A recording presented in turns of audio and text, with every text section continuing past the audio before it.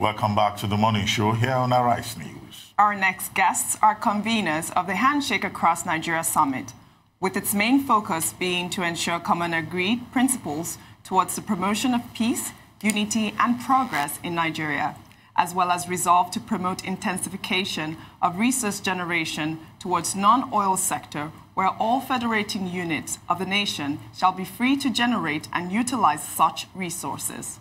Joining us to talk about their summit tagged Nigeria Beyond Oil is Dr. Austin Nweze and Emeka Nwadioke. Good morning, sirs. Welcome to the morning show. Thank you. Austin, good to see you again. Yeah, thanks for having us. Emeka, you're welcome. Thank you. Now, this is your summit, Nigeria Beyond Oil. Why Nigeria Beyond Oil? And then why handshake? What we usually hear is handshake across the Niger. Why handshake across Nigeria? Oh. Because that handshake will have to be a very long one and go in different directions. You see, because Handshake Across Nigeria was a successful event, talking about the unity, especially in the South. And also now, because of that, we say, okay, why don't we extend it to the whole nation? Because no nation can survive without peace. And there cannot be peace where there is no justice, where there is no equity, where there is no equality, where there is no rights of the people. So it is important that in building a nation, Nigeria is not a nation yet. We're in the process of building a nation. And that's why, we are saying, look, it's important. Some people have to do the job.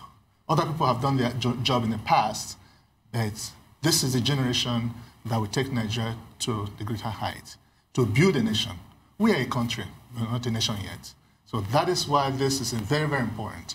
And from the confirmed speakers and all that, the Professor Laureate, Professor Wole Soyinka and co, and they all bought into this. And they say, look, it doesn't matter whose idea it is, but again, somebody has to come up with the idea and then have a buy-in of everyone to make sure that Nigeria is a united nation. Okay, so what's on the agenda for this summit? I know that one of them is to promote good governance, right? So talk to us about that, the agenda on the summit. Well, basically, we hope that the presidential candidates, those that are able to make it, I mean, the other presidential candidates, some have confirmed and all that. So as long as they're going in there, anybody that wins, know that he is going, or he or she is going to, sign in to this article of faith to make sure that Nigeria is restructured the way, because we have been a mono economy for many years. Okay. Every African nations are looking up to Nigeria. Once upon a time, the former Ghanaian president or vice president said Nigeria should wake up and lead Africa, because as Nigeria is sleeping, Africa is sleeping. As Nigeria is sleeping, the black race is sleeping. Because the black race cannot make progress without Nigeria. Well, Emeka, maybe you should comment a bit about this, your emphasis on Nigeria Beyond Oil. Yes. Yes. Why is oil such an issue?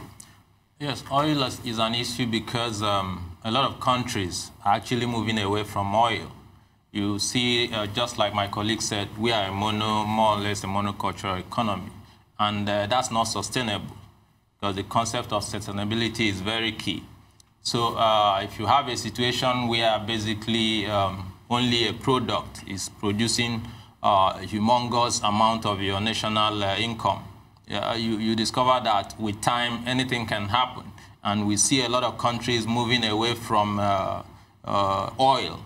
So we obviously are in serious danger, and unless and until we do something very strategic about it, we are going to have a problem, which is even where we are presently. So, and essentially, we can also have a better guest speaker in the person of the Nobel laureate to speak to this issue, which is very fundamental.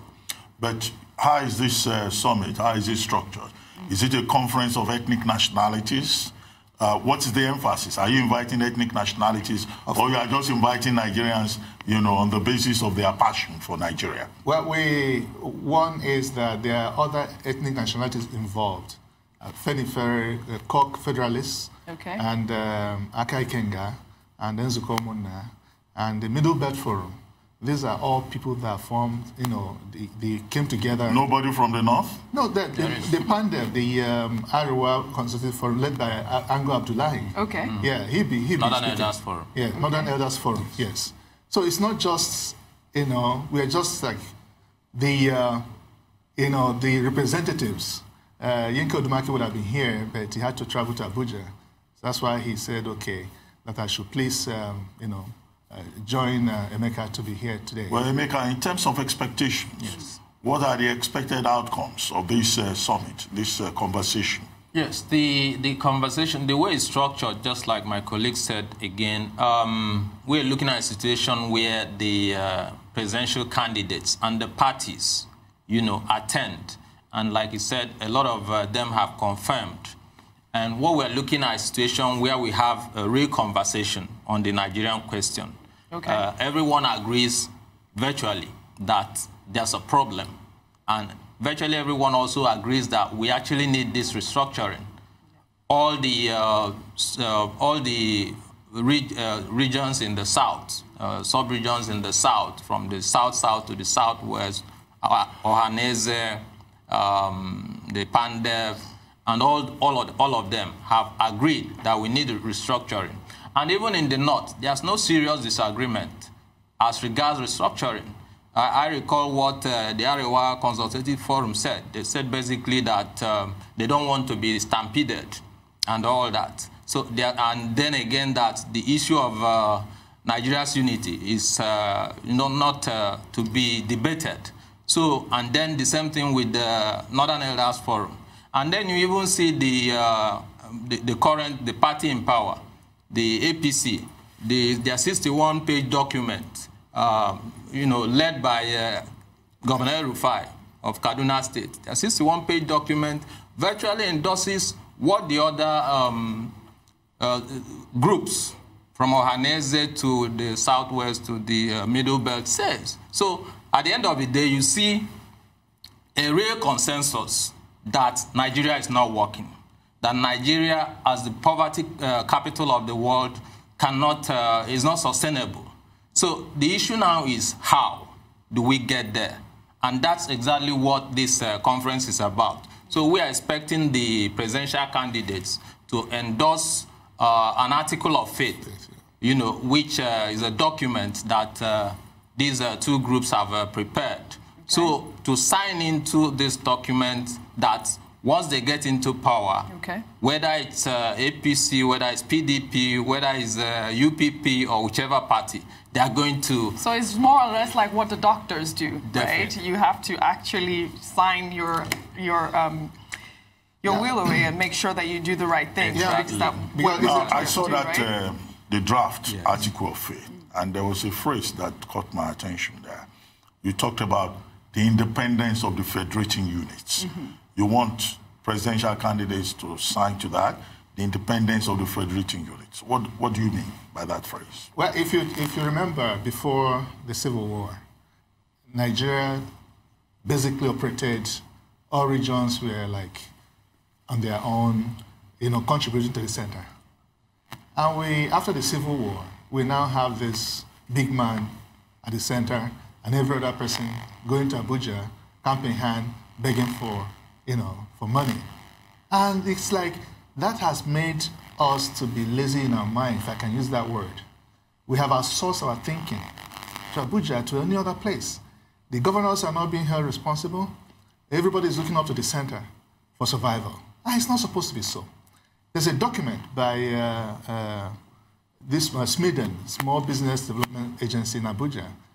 They did a study some years ago that identified two natural endowments, factor endowments, natural resources, that in every local government, that they can actually build a cluster of industries. Right. All the 774 local governments, you can build a cluster of industries around and, you know, begin to, you know, decentralize the economy. People are focusing on diversifying the economy, but the most critical is decentralizing the economy. Right. I don't need to come to Lagos to be a rich man that I am by the grace of God. You are a rich man. I'm a rich man. On international TV. You are announcing that you're a very rich man. I like that. No, Ruben, what do you want me to I'm say? modest. Ruben, although your village is close to Lagos, you don't need to. I'm not from a village. I'm from a town. A town. No, but the point is that anybody, if there are economic activities going on in different localities, okay, it will solve the problem of urban-rural migration. Okay. Every day, a few years ago, there was a study I read that stated that about a minimum of 5,000 people come to Lagos every day. But 1,000 leave. The rest remain. In the north, for instance, because of this crisis, people are in the bush. People, if you know the number of people who have migrated to Lagos, it's amazing. Lagos, in the 2003 study done by United Nations on Lagos, it stated that by 2027, that Lagos infrastructure, if not improved, will not be, that Lagos is going to sink unless they improve the infrastructure in Lagos because of the amount of people. And the way out is to encourage or discourage or bridge the gap between rural-urban migration. So with that, if all concentration is Lagos or Abuja and all that, you find that we are not moving forward. Very soon there will be an implosion.